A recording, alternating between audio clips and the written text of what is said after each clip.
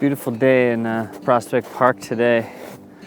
I think it's funny, even though I live in New York City, sometimes I like to pretend I'm, on a deserted island and just sort of trekking along through, seeing what I can find. And Prospect Park is one of the best places to go. And now if you add in what's been probably one of the most intense winters in a long time, it's covered in snow. So, my feet start to get wet, start to soak through. You step in a puddle, you're like trying to avoid the puddle, you step in a puddle, your foot goes in a little too deep. Next thing you know, you start to feel the cold water just seeping into your foot. But you gotta mentally prepare yourself and be tough. None of that matters. Out in the wilderness, it's a very different experience, very different game. You don't have the same comforts and luxuries. And I really like that because it challenges you. Makes you think about your surroundings. You're not gripped and tied to your phone all the time, constantly seeing who's around, what's going on. But you're here in nature, and it's really quite beautiful. Not gonna lie, it's been a really intense week for me. But the word that keeps popping up in my head is further. And there's been a lot of stuff going on, a lot of walls being broken down, and I wouldn't be where I am without breaking down walls. A lot of times in life, you're taught something by either your parents or whether by school, whatever it may be. And sometimes you may not think, but it might hit you and you say, wait a minute, is that right? Am I just assuming that what they're saying is right, or is it right? Or is it wrong? And this is like a series that happens constantly throughout life because you're taught and told so many things that, to be honest, sometimes you really have to scrutinize everything. And the important thing here is that I want to address a couple things that people have been writing in. When I speak to one person, I'm really not speaking to one person, I'm speaking to anyone that's here, because it's just the way that I feel. I'm getting a lot of comments recently by one person when we put out certain types of videos saying like, I'm so confused, Brothers Green, 1 minute you're like growing your own roof garden, the next minute it's like GMO heaven, using this, using that, crazy, processed food. And I get what they're saying, I do. I get why it's confusing, so I figured I would just clear it up. Food to me is an incredible thing, just like music. It is a huge part of life. It can really do wonderful things. Like when I got into the band, music took me places that I never imagined I would go, and food's been the same way. Sure, we've been on big TV shows, and we've had our show for a long time, we've done a lot of really cool stuff, but that's all just sort of bonus. I mean, that's a way to share everything. But what food actually does for me, or for really anyone that wants to explore it, is it challenges you. Makes you think about things in a new way, excites you. Honestly, like the amount of creativity that I have in food, when I come home sometimes I'm so excited.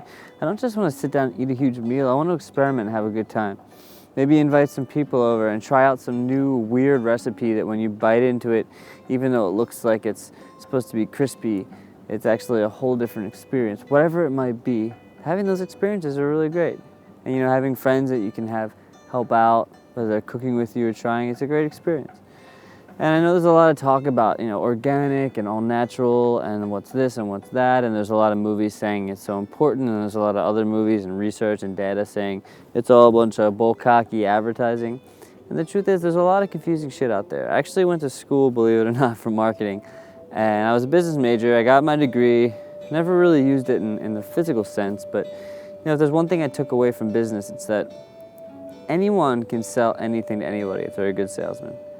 And I know it seems like an obvious statement, but when you really think about that, life becomes this sort of big sales game, and people try to sell you trends and sell you ideas.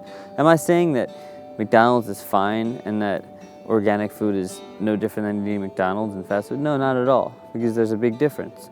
What it comes down to is the love. If you sit down, think about a meal, go out to the store, you buy it, maybe you go to the farm, or maybe you grow it yourself, whatever it may be, as long as you're having that connection, you're already going to be doing something really special. You know why? Because when you're connecting to food, you're connecting to yourself. You're thinking about what you're putting in your body. You're thinking about how it affects you. How does it make you feel? You eat some food, does your stomach hurt after that? Do you feel good? Do you want to go for a run? Are you comfortable? Are you happy? Are you tired? What does it do? And just by thinking about that, it will start to change your life, because you'll start to see that certain things you put in your body are not going to make you feel good. And it comes obvious. It's like hanging around people that you don't like. Maybe you convince yourself that there's a reason you need to, but if you don't vibe with those people, that's cool. They're their own self. They can do what they want. But if you don't want to be around that person, or that person's abusive, or that person's just bad energy, then you know what? You don't have to be. And that's a beautiful thing. You get to make those choices. We live in a really beautiful time where we actually get to make certain choices. And you know what? If people are in our lives that do bother us, we also have the choice to speak the truth. And food is no different. You know, if you're eating crappy food, or you're being fed food at college, it sucks. Cafeteria, no love, just the same gruel all the time. If that's what your experience is, you know, make a change, make a difference. That's one of the reasons we do our show, to show you you don't need to rely on cafeteria food. You can cook anything you want just in your dorm room. And I'm not saying that I cook with a microwave all the time just because I did a series on making microwaves. No, but the fact that you can is pretty cool, because no matter what you're eating, if you're making it yourself and you're connecting to it and putting in the love, it's gonna be better than some piece of pizza that you go grab off the street real quick, or some frozen dinner. Okay, if it's a difference between buying something in a store that's frozen and throwing it in the microwave versus buying ingredients that you actually buy and prepare and putting it in the microwave, just the fact that you prepared it is probably gonna be better. So all this GMO talk and all this natural, where are they? Do the Brothers Green, do they grow stuff? Do they eat GMO? Like, honestly, to me, I don't give a shit, because I feel good. I put a lot of love and energy into my food. And all I want to do is show people out there that maybe you have a garden. If you watch a show, you'll probably learn some stuff about gardening. You'll learn some stuff about growing your fresh herbs and all that stuff, and learn some fresh recipes. But maybe you don't have that. And I don't want to leave anyone out, because a lot of people aren't, as fortunate to be in a space where they can grow their own vegetables or go to a farmer's market, but maybe they still love to cook. And you know what? If that means buying Doritos and doing something fun and creative, then that's great, because that's a start.